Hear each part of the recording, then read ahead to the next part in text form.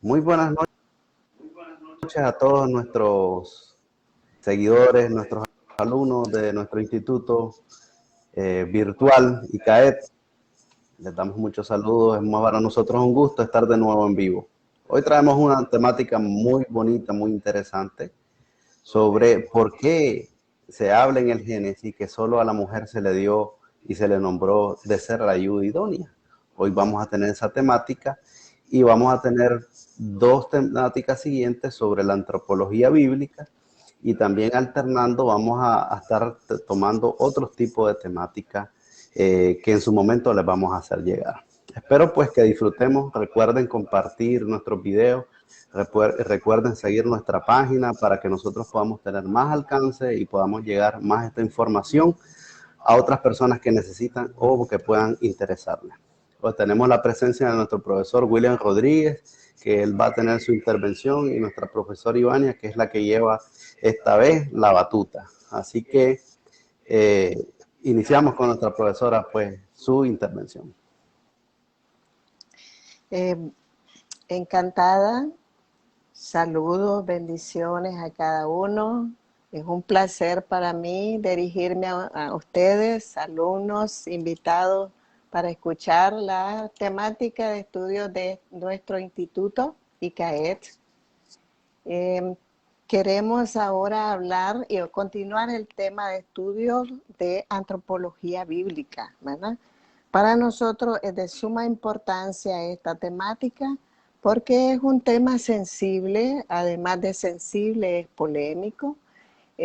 Además también a nuestras encuestas, nuestros informes socioeconómicos nos dicen que las cosas no andan bien por ese lado, ¿verdad? Así que queremos aportar algunas ideas desde el texto bíblico para aportar a la buena andanza de las parejas y de la interpretación desde la antropología bíblica. Es decir, desde lo que nos dice el texto sagrado en el libro de Génesis en el Antiguo Testamento, que es un periodo bastante largo de una cultura, pero que tiene implicaciones y desafíos hasta hoy, ¿verdad? Así que entonces aquí tenemos una lámina interesante para comenzar con esta temática, y el título es ¿por qué solo la mujer es concebida como ayuda idónea? Eso es el texto que está referido en el primer libro de la Biblia, ¿verdad? El libro de Génesis en el capítulo 2 y en el verso 18. Bueno, ahí se nos dice pues que Dios dijo, ¿verdad? Que el hombre necesitaba una ayuda y que iba a crear por eso a la mujer. Estamos hablando del capítulo 2. Recuerden que en los temas anteriores hablamos que hay dos versiones, ¿verdad?, de la creación del ser humano, y que en este capítulo 2 es cuando el hombre está solo y después se le duerme y se le saca a una costilla de la cual se crea a la mujer.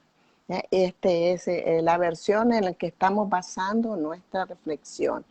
Así entonces tengo ahí algunas preguntas, ¿verdad?, para abrir este debate. La pregunta primera es, ¿Dios así lo ordenó? Bueno, es una pregunta que nos asalta y nos ha asaltado en todos los tiempos, ¿verdad? Y a ambos sexos, ¿verdad? Bueno, Dios ordenó esas cosas. ¿Cómo se entendió originalmente? Es decir, los primeros lectores, ¿cómo lo entendieron?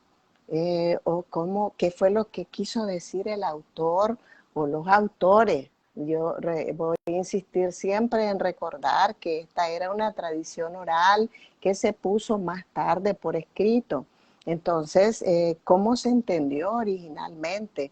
¿Cómo lo entendieron los escritores y los compiladores de este libro tan importante? Porque eso no hay que dudarlo. Ha incidido en nuestras sociedades desde que somos los seres humanos. Entonces, esas son preguntas muy importantes. ¿En qué momento hubo cambio? Si es que hubo un cambio.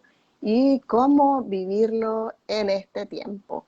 cómo vivir con ese mandato o con esa versión, con esa descripción, cómo vivirlo hasta el día de hoy.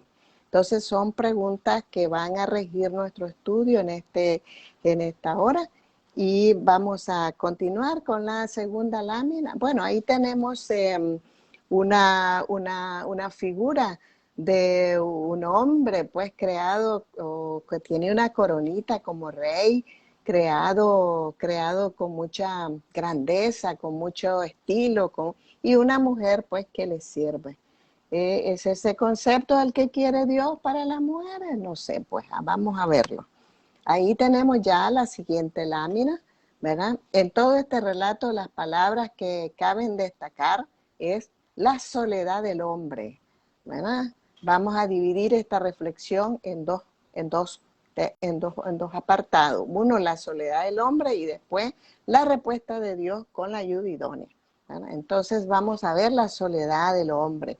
Bueno, ahí tenemos dos láminas sugestivas para este tema, que el Adán anda con el macho, ¿verdad? Hasta ahora anda allí con los animales, paseando, qué sé yo, contemplándolos, viéndoles sus colores a la orilla del río, a la orilla del campo, de los frutos, comiendo fruta.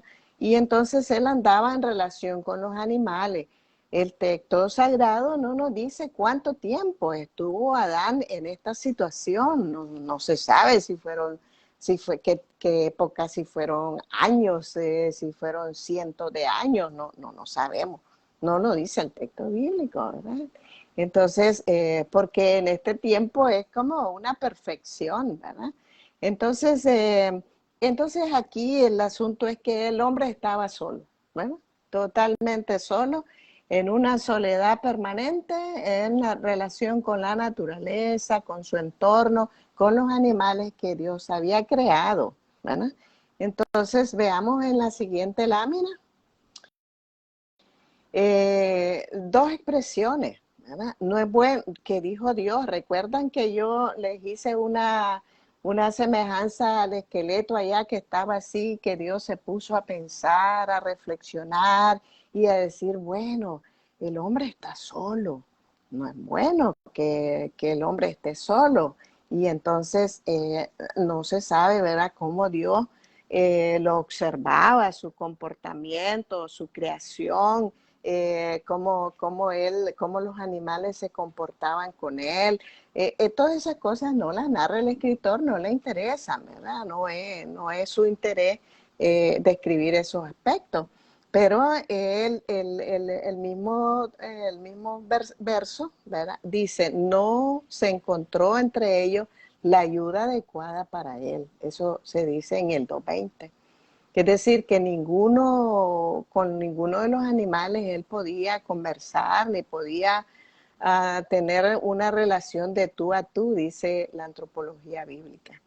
Es una declaración que pone de manifiesto que Adán debió sentir una terrible soledad, una gran frustración al no poder relacionarse y tener compañerismo con alguien como él, ¿verdad? Un igual en todos los niveles, porque ahí no sabemos si los animales hablaban. Ahí estuvimos hablando que había una serpiente que hablaba, pero ya eso tiempo lo discutimos y supimos que era otra cosa. Entonces, los animales entonces no podían ni conversar con él. Además, no sabíamos si Adán hablaba, pero sí sabemos que conversaba con Dios. ¿Qué idioma hablaba? Bueno, esas son grandes preguntas. ¿Podría ser la intención de Dios que el hombre que creó viviera solo? ¿O que Adán experimentara sus limitaciones como individuo? Esa es una buena pregunta, ¿verdad? ¿O cómo pensaba Dios multiplicar la humanidad? ¿Cómo? O que el hombre sintiera tal soledad que moviera el corazón de Dios, o que él mismo le pidiera una compañera, como dice el texto, idónea, ¿verdad? No sabemos esas cosas, así que son preguntas que asaltan aquí. Vamos a ver la siguiente lámina. Aparentemente, pues, aquí estamos en el campo de las especulaciones, ¿verdad? Solo estamos haciéndoles preguntas al texto.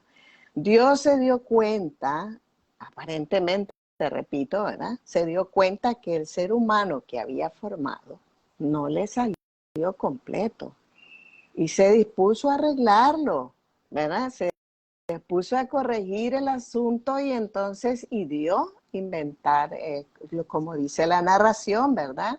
Dormirlo, sacar una costilla y de la costilla crear a una mujer, ¿verdad? El autor del texto bíblico, por el énfasis que hace en todo este capítulo, quiere transmitir que el ser humano estaba incompleto en tanto no fuese formada la mujer. Fíjense bien, léanlo bien, con calma, reléanlo y van a ver que hay una preocupación que el hombre estaba solo.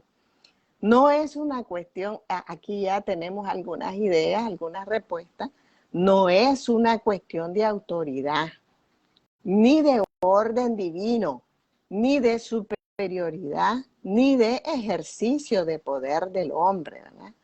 Sino por causa, es decir, ¿por qué Dios le da respuesta? ¿Por qué Dios crea a la mujer para que esté con él?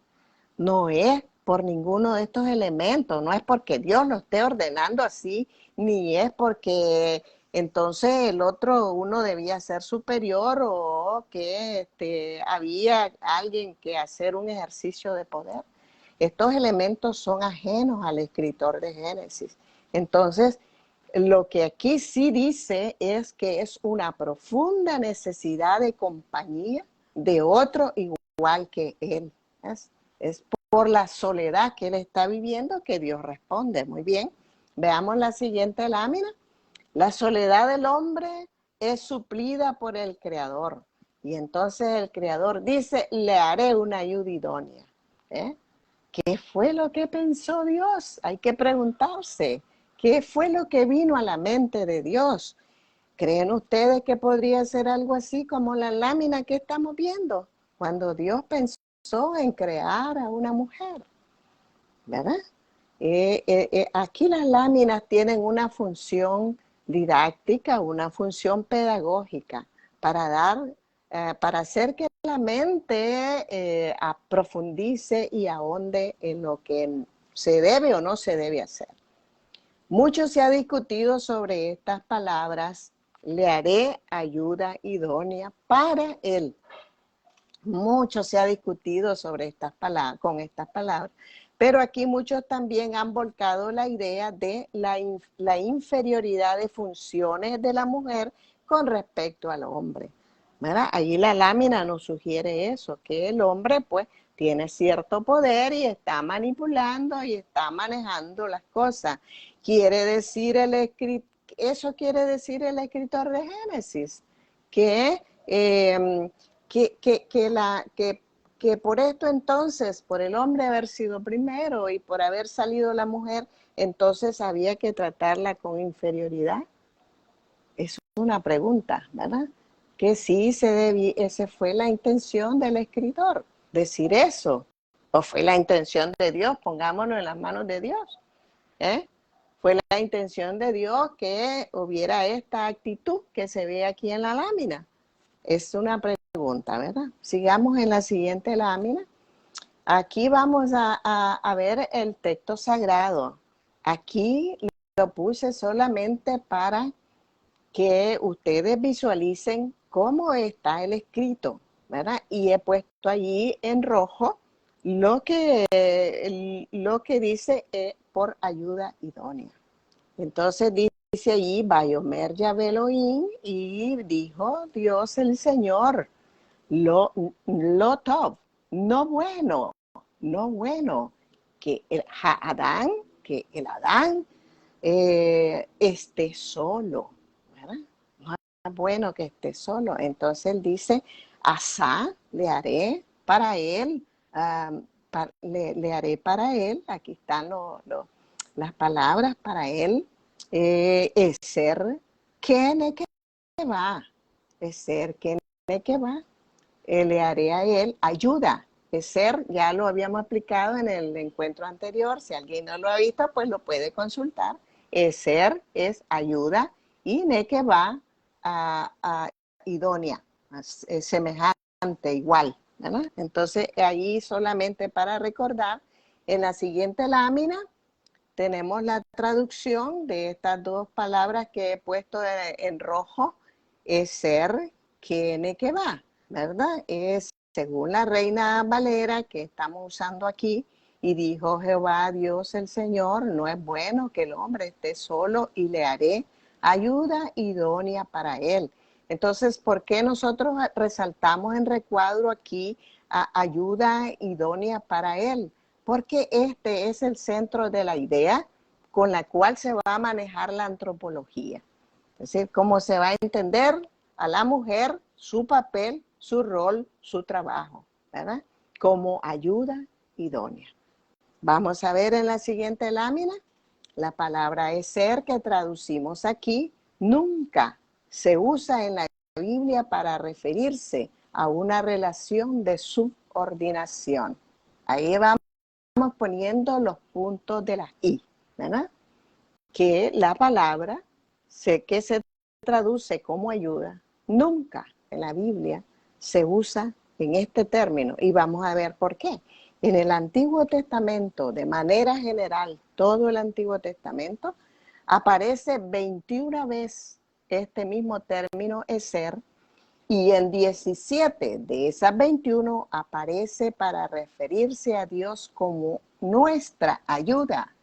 Dios, Yahvé Elohim, es ser. ¿Sí? Dios el Señor es nuestra ayuda. ¿Sí? Entonces, no está en una relación de inferioridad. Dios no es menos importante que nosotros, ni es nuestro subordinado.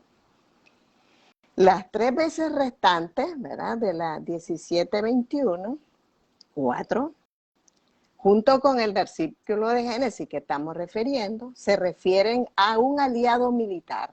Ahí son los términos que hemos referido. Cuando se habla de Dios mismo como nuestro ayudador, es porque Él es nuestra fuerza y nuestro poder. Entonces, imagínense usted, de 21 veces que aparece la palabra es ser, como ayuda, ayudador, ayudadora, aparece 17, y esas 17 están referidas a Dios como nuestro ayudador. Entonces, la palabra nunca fue creada en el sentido de inferioridad.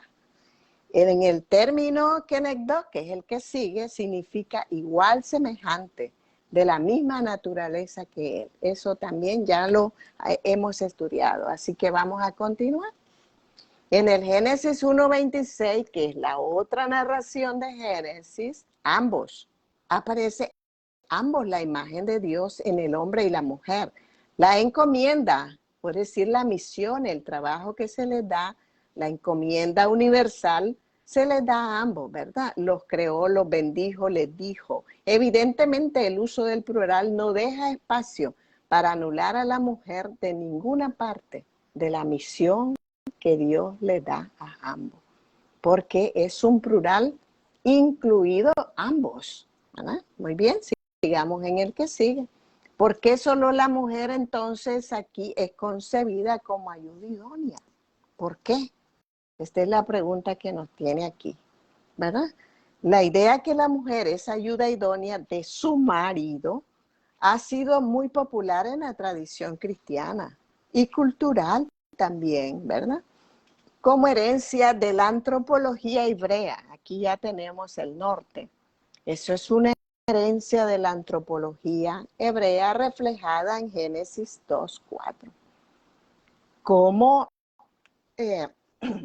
¿Cómo los hebreos entienden este asunto? ¿Verdad? La antropología en ese tiempo antiquísimo, ¿verdad?, se entendía, como ustedes saben, culturalmente de otra manera.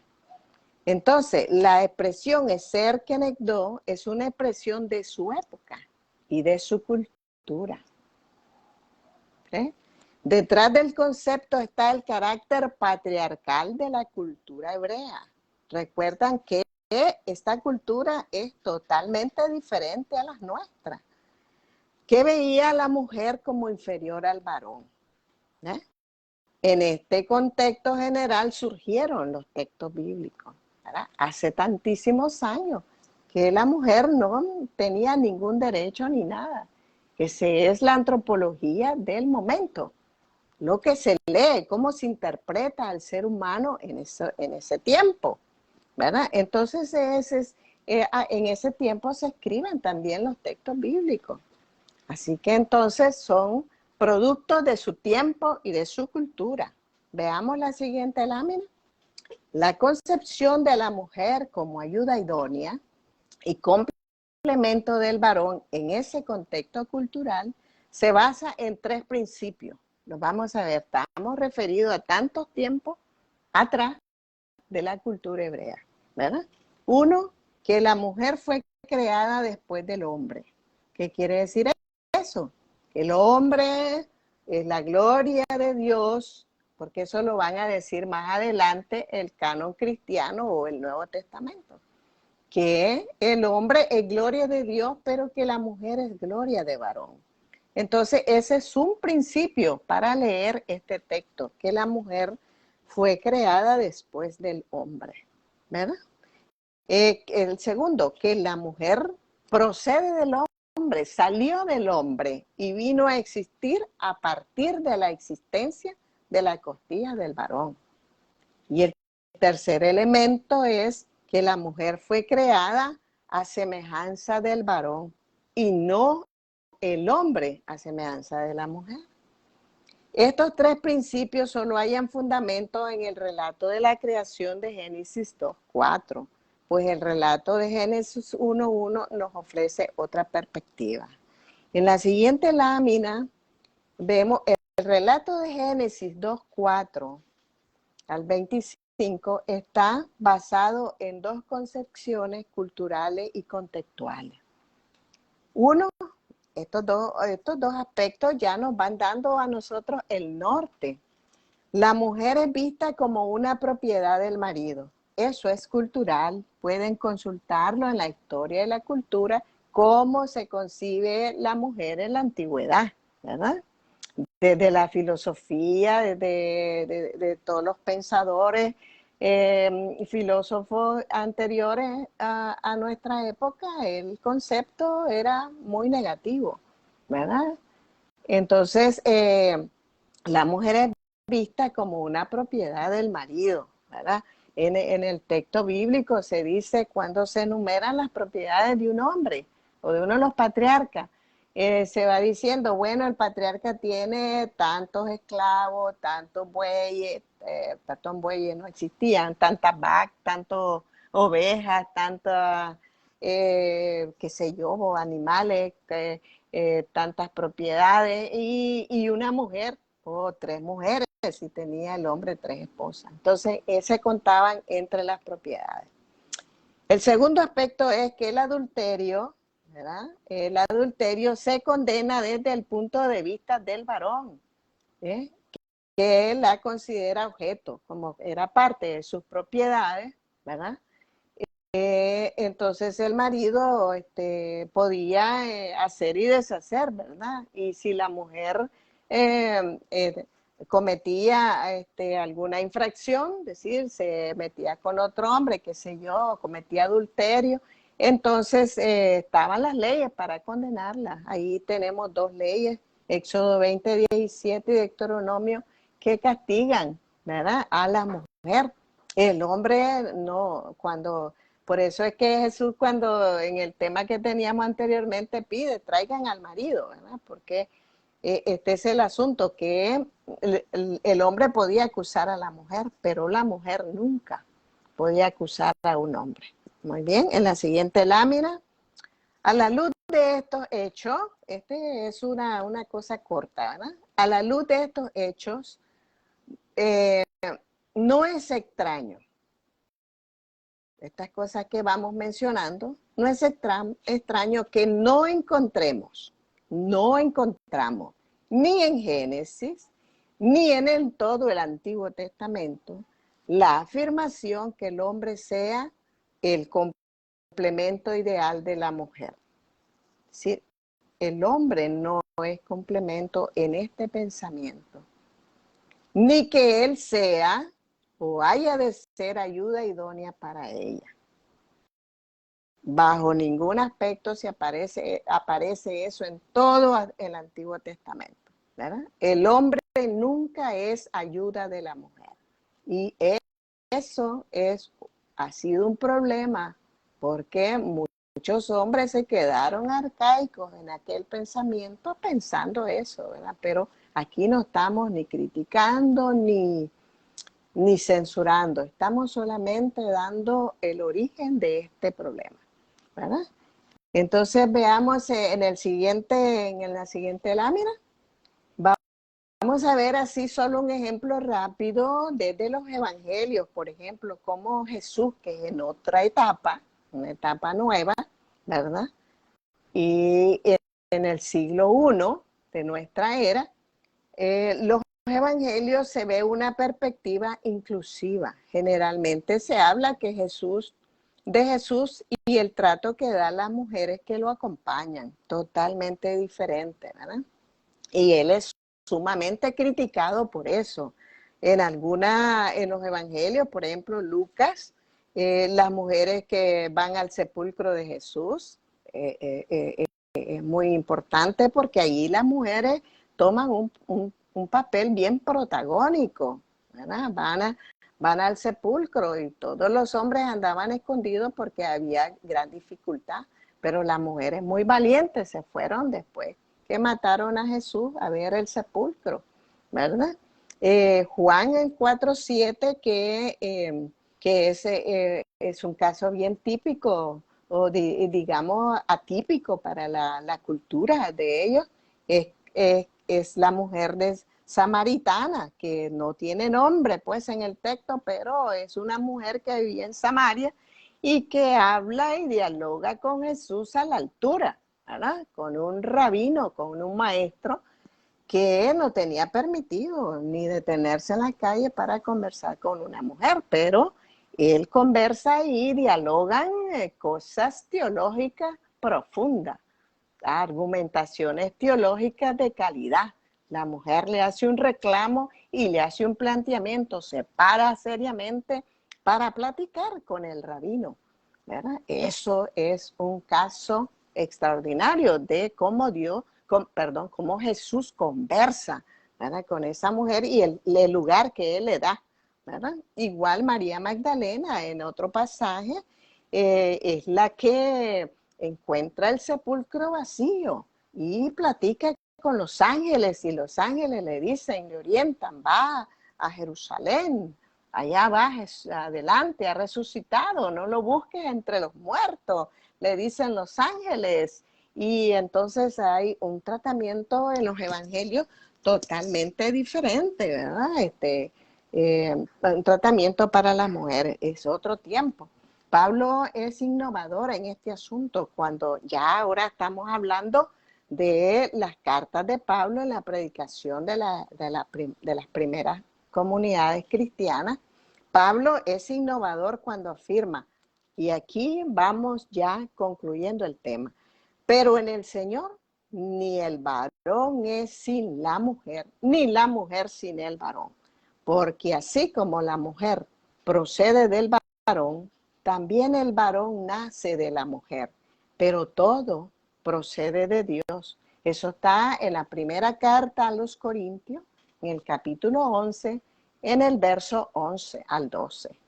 Y otra carta del apóstol Pablo, en Gálatas 3:28, él plantea y dice, ya no hay varón ni mujer, todos somos unos en el Señor.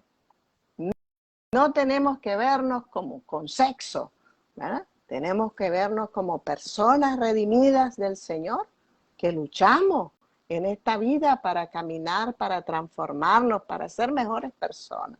Ser una mente ilustrada, una mente iluminada. Jesús y Pablo, unida a la perspectiva de la primera narración de Génesis, nos empujan. Fíjense bien lo que vamos a decir ahora.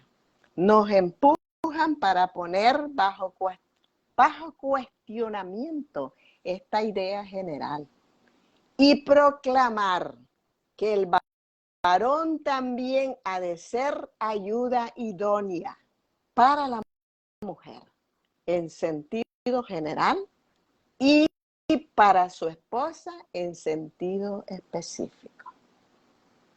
Y yo sé que eso en la práctica se hace, ¿verdad? Yo sé que se hace, pero nuestra mente a veces, como es tan finita, ¿verdad?, corre en sentido que no debe. Y entonces queremos aquí con esta idea decir que ambos somos ayudadores, ¿verdad?, el uno del otro. En la siguiente lámina estoy planteando ya un resumen. El marido no es concebido como ayuda idónea de su mujer por el carácter patriarcal de la cultura hebrea. Por consecuencia, desarrolló una antropología en la que el varón era considerado la medida de todas las cosas. En esta antropología, esta hebrea, la mujer es explicada a partir de la existencia y procedencia del varón. Toda relación entre varón y hembra se explicaba en un contexto perjudicial y de desventaja para la mujer. En un contexto así, se explica que el varón nunca haya sido considerado ayuda idónea para la mujer, ¿verdad? Porque qué lindo es cuando las mujeres encontramos una persona con la cual podemos unirnos idóneamente, adecuadamente.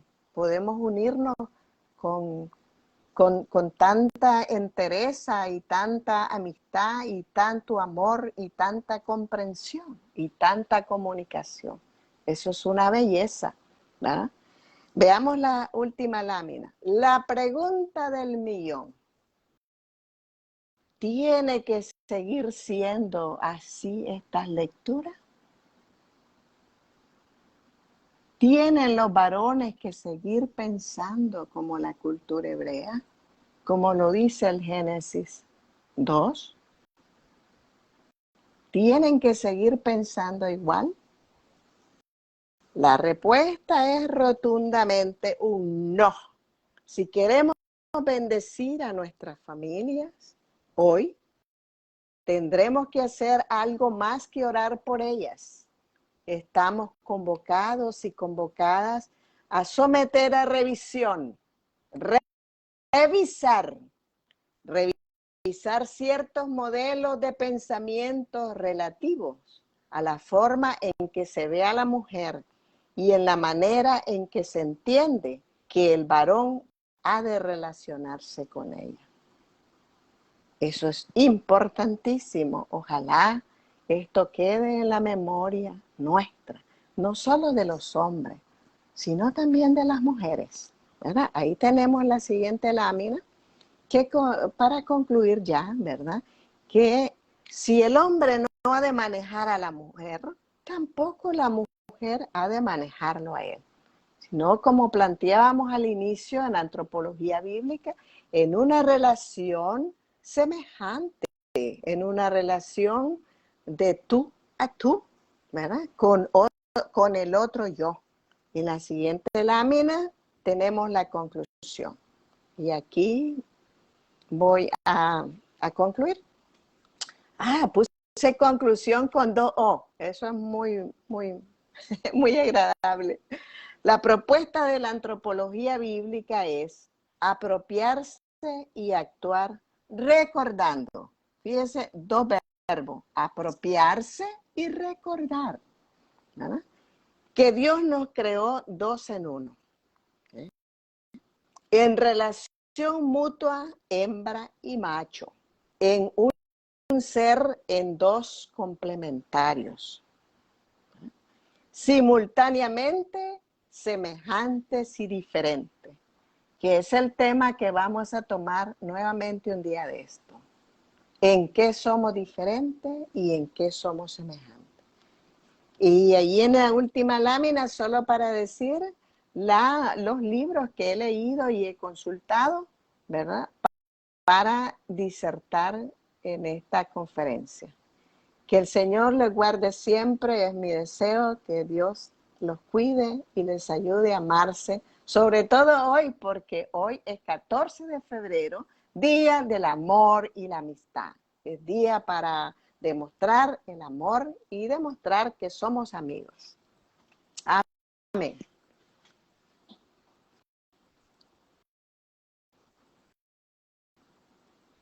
¿Estamos?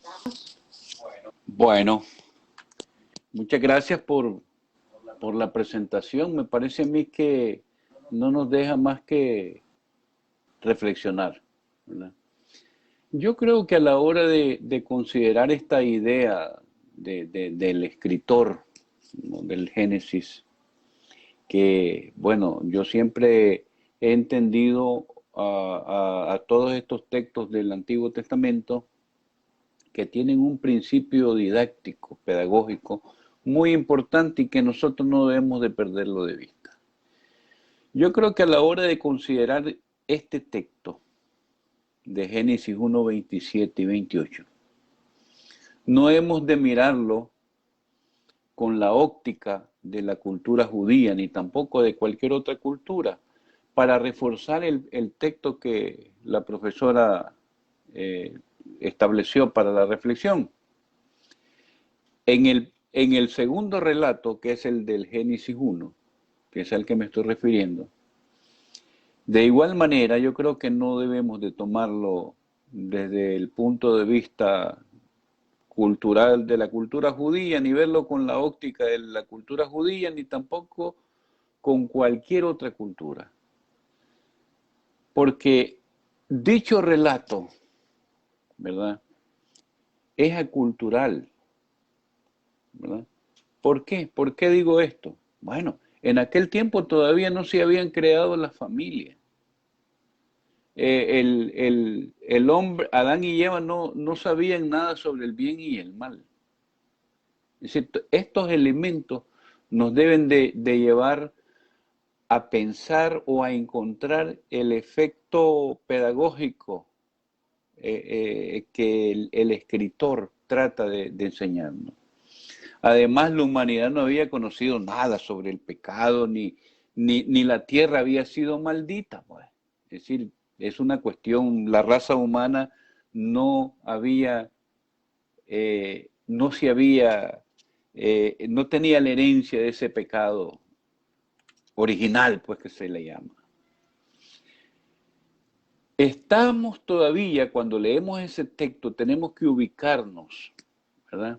Como trató de ubicar a la gente Jesús, ¿no?, que hace referencia a sus interlocutores cuando habla él en los evangelios, diciendo, ¿no?, sobre este texto, que por lo tanto no era bueno que el hombre estuviera solo, ¿verdad?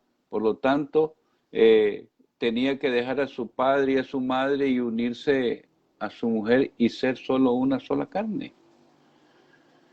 Además de la responsabilidad que tenía de ser administrador de la tierra, también le dice que tienen que ser uno solo, ¿verdad? El desafío de todas las parejas, ¿no?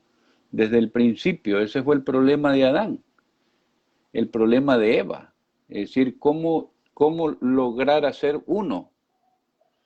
Es decir, no solamente era gobernar la tierra, sino también ser uno, pues que ese es el gran desafío para las parejas. Es decir, todas las facultades que habla de la imagen de Dios en esa unidad, esa imagen reflejada en Adán y Eva, en el hombre y la mujer, estas actividades, ¿verdad?, están dentro de los propósitos del escritor que quiere enseñar algo que más adelante y que lo vamos a ver en esto. En esos propósitos debía participar esta pareja, tal y como Dios lo había creado al hombre y mujer, y además respaldado con su bendición, ¿verdad? como dice el narrador, y todo lo que había hecho Dios era en gran manera bueno. Entonces, es decir, no había que se equivocó Dios, que al hacer a la mujer, pues decir, que el hombre estaba bien solo, no, porque esas son ideas que se salen por ahí. Yo creo que cuando uno ve estos relatos, y a mí me llama mucho la atención, ¿verdad? Analizando el texto, el pasaje, desde el punto de vista gramatical que usa el escritor, el narrador, la repetición de ese plural hay que ponerle mente. Mire, los creó, los bendijo, les dijo. Hombre, esto subraya que la humanidad está compuesta por un hombre y una mujer. Y los dos son uno. De esta manera, yo creo que el escritor del Génesis establece la total equivalencia entre el hombre y la mujer como un ser humano, como la humanidad entera. Existen desde el principio, de esto debemos estar claros, dos sexos y son opuestos, no son iguales, no son parecidos. El cerebro de la mujer es diferente al del hombre. En lo físico somos diferentes, el hombre y la mujer. Pero los dos, en el texto lo que quiere decir que los dos hacemos uno. La imagen de Dios en nosotros se ve reflejada en esa totalidad a través de la comunidad que estamos formando. Todo intento, yo creo que para decir pues que el texto tenemos que verlo de esta manera, el escritor de este texto tenía esta intención. Todo intento cultural, fíjense bien, todo intento cultural o institucional de separar al varón de la hembra o establecer un dominio el uno sobre el otro, porque aquí tenemos que hablar de las dos cosas, pues. También hay hombres que las mujeres se consideran que el hombre es el ayudo idóneo, ¿verdad? No solo al revés. Entonces, cualquier intento de establecer dominio el uno sobre el otro, ¿verdad? Que eso ya es violencia, ¿no? Eso es una violencia, atenta contra toda la existencia de la humanidad y contradice los principios del relator de la creación en el Génesis 1. Por lo tanto, yo creo que este tipo de reflexión, este tipo de lectura, nos debe de obligar a verlo, el texto como tal. Es decir, esta no es una expresión de Dios así, no, fue escrita y eso nos permite a nosotros ahora poderlo analizar. Todos los verbos, las repeticiones que se dice, están incluidos en la pareja. Así es que eso sería mi participación y mi reflexión en cuanto a este pasaje. Gracias.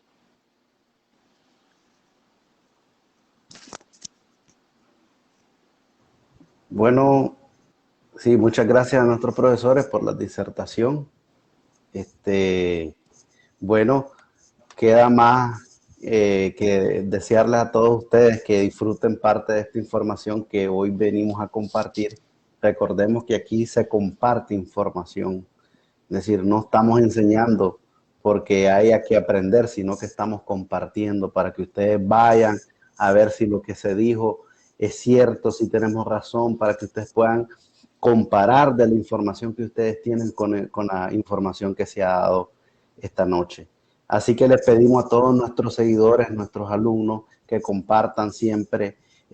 Mandamos saludos a muchos de ellos que están en el extranjero, que nos han dado comentarios, que nos envían sus saludos, que nos dan like y nos están siguiendo en Colombia, en México, en Guatemala, en El Salvador, en Honduras, en Costa Rica, en Panamá y en Estados Unidos. Estados Unidos. Que nos están, así que estamos mandándole saludos a cada uno de ellos. Comenten, digan qué les gustaría que nosotros estemos compartiendo. Nosotros ahorita hemos tratado de llevar esta línea del Génesis, pero más adelante vamos a empezar a tratar otro tipo de temáticas para que sea más interesante y que empecemos a llenar un poco otros tipos de incógnitas. Así que les deseamos, espero que compartan este video, síganos siempre en las redes y envíen sus comentarios. Muchas gracias y muchas bendiciones. Hasta luego.